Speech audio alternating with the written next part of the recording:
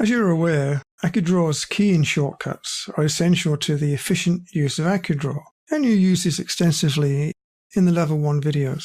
As you're probably aware, the out-of-the-box shortcuts are generally designed to control AccuDraw's settings.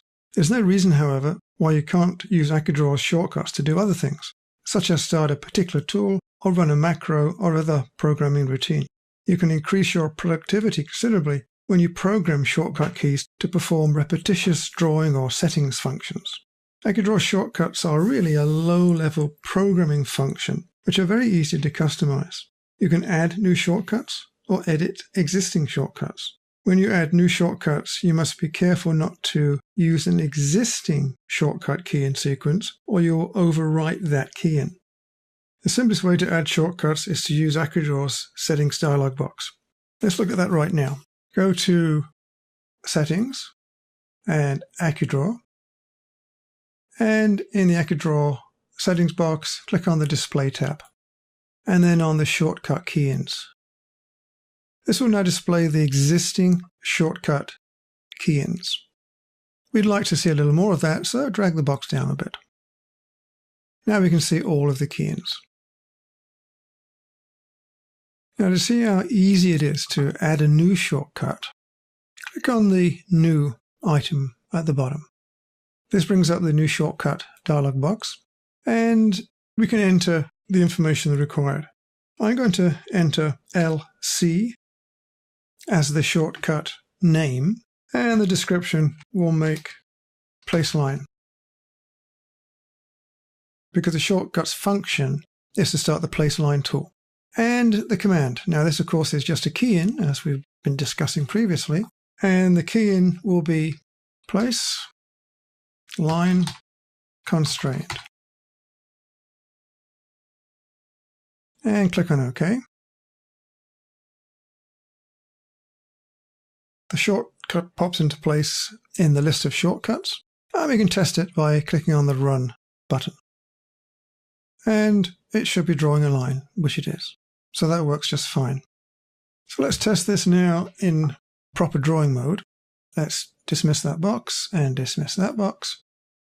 Let's start a different tool, in this case the element selection tool. Let's activate AccuDraw. We have focus in AccuDraw now. Now let's press the LC shortcut at the keyboard. So LC, and we switch to the placeline tool. So the shortcut is working exactly as it should do. Now, obviously, you must enter the correct key-in command lines for a shortcut. And the key-in sequences and the key-in help files that we discussed in the previous videos will now come in very handy.